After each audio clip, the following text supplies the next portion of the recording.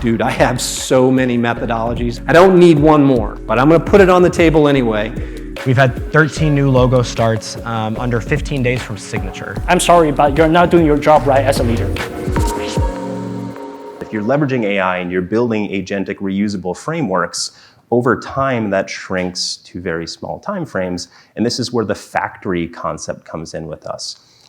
Once you've kind of created a bespoke assembly line within this customer, usually your agentic workflows have a lot of context specific to this customer, and you can actually start to reuse these. So if you modernize one application, you can reuse that framework to modernize the next application, and that's what C-level people are thinking about.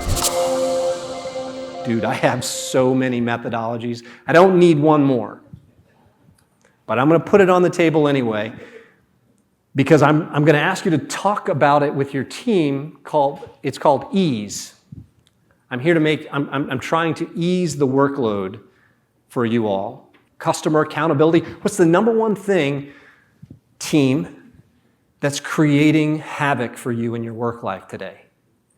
And then start to assess that. Figuring out, okay, we've got 10 things now, team. Let's figure out which one is the highest. And then with that, you can start to strategize. You've got this whole tool set. You've got, your PSA tool. You've got LLMs. You've got co-pilots. You've got all of these AI tools at your disposal. So it's going to take a little bit of work to strategize and figure out how to cobble that process together so that you're able to do what you need to do to solve this problem. Yeah, with regard to PSA software or any SaaS software, there are like a couple of things that we primarily look for, including my leadership team. Number one is why are we even having this situation? What is the current state? What are the pain points? What are the challenges that we have, and what is the resulting impact of not doing anything about it? And based upon that, like what is the key capabilities that we need? And then the third one is, okay, how do we enable those capabilities? And what is the ROI and value? That is the fundamental things that we look for. And then we see like what is the right technology solution fit that meets our current state and also a future state, and also show us the industry trends. We may not be the experts in the PSA, but we love to see vendors provide that thought leadership. Maybe we have to change our internal processes and policies and to make it work. That's the fundamental equation that we look at. Last year, Bessemer updated the thinking with research not in the rule of 40, but the rule of X. Ooh, X. How sexy. So what's the rule of X? X is the multiplier that tells you how much more important ARR growth is than services growth and profitability. The rule of X is a new index, comes out to a bigger number that adds some heft and weight to software growth over profitability. Again, this is the X of the rule of X. This is data from Meritech, a different firm that's been tracking and discussing the thinking of this research over the last 12 months. This tells us that profitability becomes more important to your valuation only as your company's growth rate slows. And the degree to which how important should be a consideration of your long-term growth and services strategy. So how does your organization generate revenue? When you're in a multi-product state for all of these situations, you have to be really focused on, I hate to say it, a hybrid environment. You are going to have different sort of process and procedures and roles for different products. And in Proofpoint's case, for example, when we work with our partners, if we sell a combined bundle of a certain number of products or certain products together, it comes back in-house automatically. And it does that because the partner just doesn't have the ability to deliver that. So you really have to look at what is your selling motion and how you achieve through your go-to-market objectives, being able to use those partners in an efficient manner while still delivering a quality experience for your customers. Because at the end of the day, indirect delivery really comes around quality and lower cost. Can you get the quality for the lower cost? That's really the key. I am a true believer that performance management starts from day one. So maintain X. Again, we have high Glassdoor scores, so it's not like we're cutthroat, but one thing that I care a lot was if your implementation PS team is your first point of contact after people pay, and you have someone that's mediocre, I'm sorry, but you're not doing your job right as a leader. right? So think about performance management. Now, I'm not saying that you should like score people on every single call, but do you have a process? We do. 30 days into your role, you have an exam. You gotta pass it.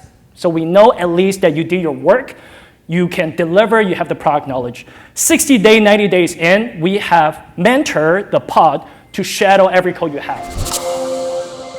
Probably a weekend, Nav was like, hey, what's our revenue forecast for the year? I was like, I don't know. I don't know our revenue forecast for this month that ends in 3 days. We've come a long ways. I share this because until you've modeled your business in a way that you can consistently predict the outcome, it's pretty impossible to drive behavior. You go to meetings, you tell people what they're supposed to be doing, you get to the end of the month and you're like, we missed our target again. And everybody's like, we thought we did what we were supposed to do. So a couple things here.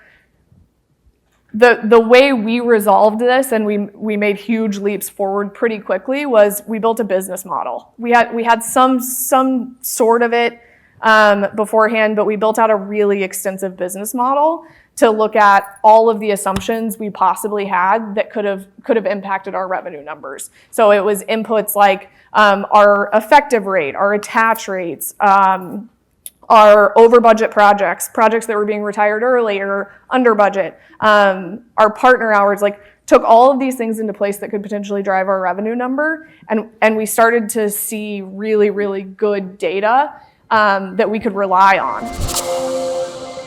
We're an enterprise product, and it's complicated. So we did two things that I think as you sign new customers, somebody has to manage that relationship. What we were finding is as we tried to hire more customer success managers to be relationship managers, really, we were getting the wrong people. We were hiring people who were legacy CSMs, and their expectation was they're going to manage a relationship. They're going to lead QBRs, they're going to send emails, handle renewals, which are all great things that have to be done, but they weren't as willing to get technical in the product and really understand what was going on. We changed the job title from a CSM to a technical account manager. A year ago, we made a change to start having our delivery services team members drive our scoping process. And so we've seen a few different outcomes and had a few different insights for that. We've been talking about the poor handoffs for a while. When we do this, we don't always need a knowledge transfer because that individual was already writing the statement of work, understanding the key requirements and the milestones required because they prepped that project plan. There's not a whole lot left for sales to share with us, right? Because we were engaged. A few results we've seen from this in the last 6 months. We've had 13 new logo starts under 15 days from signature. So we've been able to get them up and moving and on their journey to what we call first time to value. But like I mentioned, this portion is about the project qualification. What is that checklist of things to make sure that we know that we are ready to go and move forward with a project to be able to do that similar to the way that MedPick would work. And so we have the first word in the acronym metrics is helps somebody like me to remember it. It's also metrics. And so it's, do we have defined the success criteria for our customers?